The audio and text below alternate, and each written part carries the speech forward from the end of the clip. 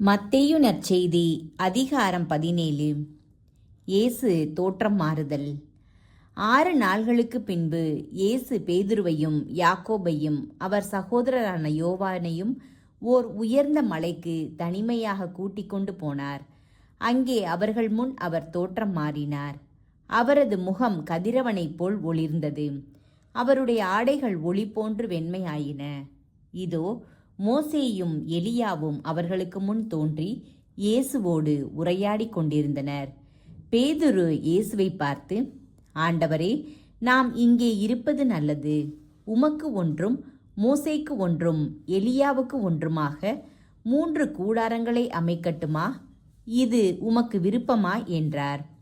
அவர் தொடர்ந்து பேசிக் கொண்டிருந்த போது ஒளிமயமான மேகம் ஒன்று அவர்கள் மேல் நிழலிட்டது. அந்த மேகத்தினின்று, என் அன்பார்ந்த மைந்தர் இவரே, இவர் பொருட்டு நான் பூரிப்படைகிறேன், இவருக்கு செவி சாயுங்கள் என்று ஒரு குரல் ஒலித்தது.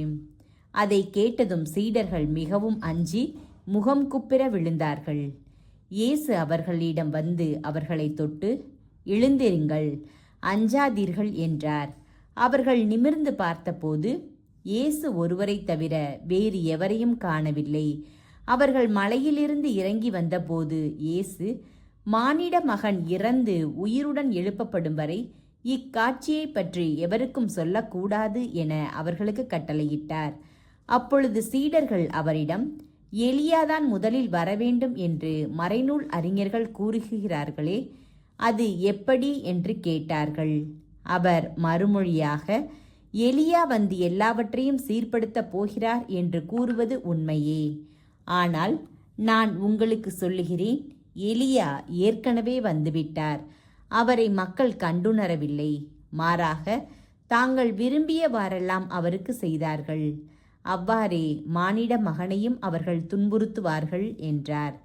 திருமுழுக்கு யோவானை பற்றியே அவர் தங்களோடு பேசினார் என்பதை அப்பொழுது சீடர்கள் புரிந்து கொண்டார்கள். பேய் பிடித்திருந்த சிறுவனை குணமாக்குதல். அவர்கள் மக்கள் கூட்டத்தினரிடம் வந்தபோது ஒருவர் அவரை அணுகி அவர் முன் முழந்தாள் படியிட்டு, ஐயா, என் மகனுக்கு இரங்கும். அவன் வலிப்பு நோயால் பெரிதும் துன்புறுகிறான். அடிக்கடி தீயிலும் தண்ணீரிலும் விழுகிறான். உம் சீடர்களிடம் அவனை கொண்டு வந்தேன். அவனை குணமாக்க அவர்களால் முடியவில்லை என்றார்.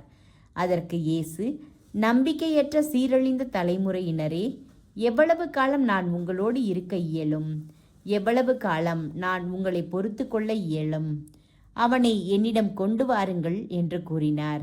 கொண்டு வந்ததும் இயேசு அப்பேயை கடிந்து கொள்ளவே அது அவனை விட்டு வெளியேறியது. அந்நேரமே சிறுவன் குணமடைந்தான். பின்பு சீடர்கள் தனிமையாக இயேசுவை அணுகி வந்து, அதை ஏன் எங்களால் ஓட்ட இயலவில்லை என்று கேட்டார்கள். இயேசு அவர்களை பார்த்து, உங்கள் நம்பிக்கை குறைவுதான் காரணம். உங்களுக்கு கடுகளவு நம்பிக்கை இருந்தால் நீங்கள் இம்மலையை பார்த்து, இங்கிருந்து பெயர்ந்து அங்கு போ என கூறினால் அது பெயர்ந்து போகும். உங்களால் முடியாதது ஒன்றும் இராது என நான் உங்களுக்கு சொல்லுகிறேன்.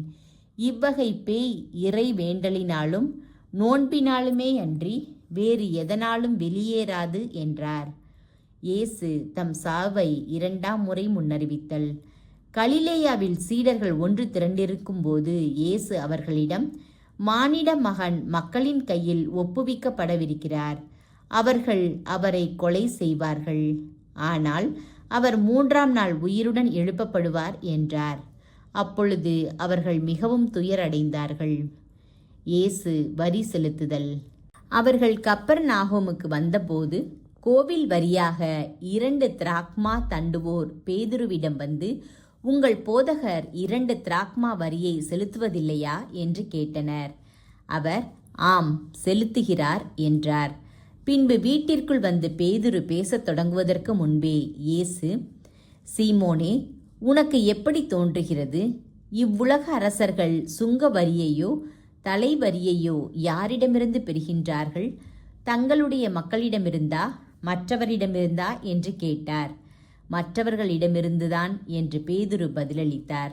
இயேசு அவரிடம், அப்படியானால் குடிமக்கள் இதற்கு கட்டுப்பட்டவர் அல்லர்.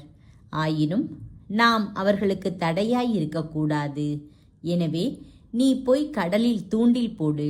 முதலில் அகப்படும் மீனை எடுத்து அதன் வாயை திறந்து பார்த்தால் ஸ்தாத்தேர் நாணயத்தை காண்பாய். அதை எடுத்து உன் சார்பாகவும் என் சார்பாகவும் அவர்களிடம் செலுத்து என்றார்.